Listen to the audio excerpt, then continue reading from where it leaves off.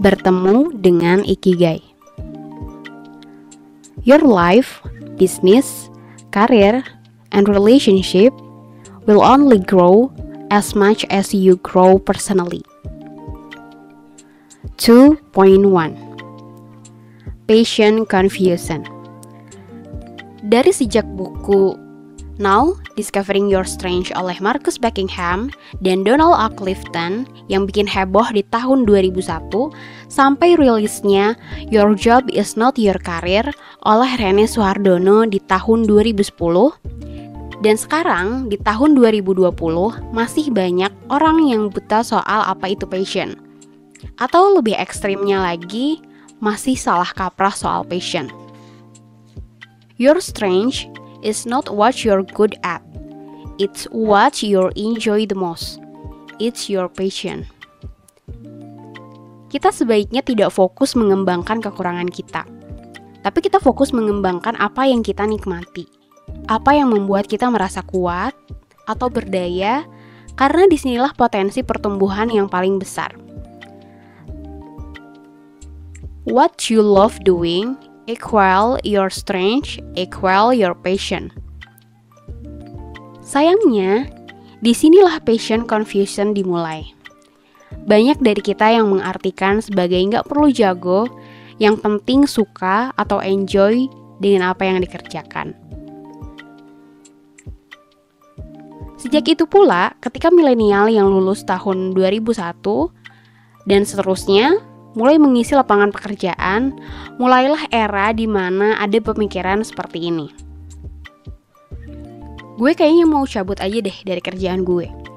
Soalnya gue udah gak enjoy, udah gak passion lagi nih. Begitu katanya. Mulai muncul orang-orang yang mengagung-agungkan passion.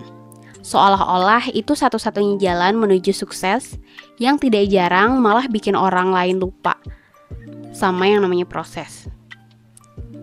Kalau lo passionate dengan suatu bidang, bukan berarti juga lo akan auto tajir. Passion lo baru akan berubah secara finansial kalau dikembangkan menjadi skill. Semakin lo jago, semakin lo dihargai oleh dunia. Ada dua istilah dalam Ikigai ini. Yang pertama itu talenta. Lo gak minta, lo gak nyari, tapi Tuhan udah kasih buat lo. Itu namanya talenta. Kalau passion adalah what you love doing plus what you're good at. Untuk gue, passion itu biasanya berawal dari kecintaan terhadap sesuatu.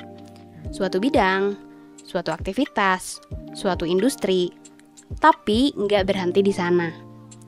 Meminjam inspirasi dari Kak Ika Natasha dalam podcast 30 Days of Lunch, kalau punya kelancangan untuk menyebut itu passion, jangan cuma bilang kalau lo suka melakukannya, tapi lo juga pengen jadi yang terbaik dalam hal itu. Jadi, jangan nanggung. 2.2 The Ikigai Misconception. Buat orang Jepang, Ikigai tidak harus berkaitan dengan pekerjaan, karir, ataupun uang. Sebuah survei oleh Central Research Service di Jepang menunjukkan hanya 31 dari penduduknya yang mengaitkan Ikigai dengan pekerjaan. Ikigai bisa berupa objek yang memberikan alasan untuk hidup, contohnya keluarga, anak, atau impian. Maka banyak yang menentang diagram ini dengan argumen kalau Ikigai tidak melulu soal pekerjaan, berarti gak perlu ada porsi what you can be paid for dan what the world needs. Ikigai bukan hanya soal apa yang mau kita lakukan dalam hidup, karir, pekerjaan, atau living. Tapi juga soal kita mau menjadi siapa, menjadi manusia yang seperti apa. Kalau dimaknai seperti ini, Ikigai tidak harus menjadi sebuah konsep yang kompleks, layaknya sebuah purpose atau tujuan hidup. Dalam bahasa Jepang, ada dua kata yang mewakili kehidupan, yaitu jinshi hidup manusia, atau seikatsu, hidup keseharian.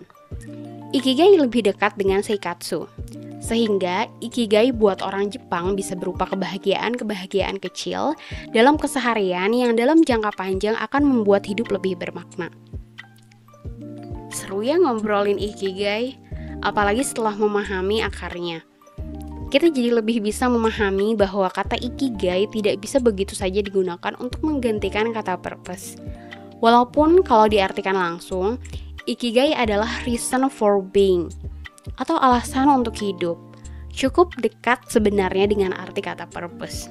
The Ikigai Diagram. Ketika melihat diagram ikigai pertama kali, gue melakukan kesalahan yang banyak teman-teman gue juga lakukan. Kita langsung berasumsi kalau harus memulai dari what you love, baru menemukan sisanya. Mungkin karena kelamaan dijejelin passion. Pikiran bawah sadar kita terarah ke sana.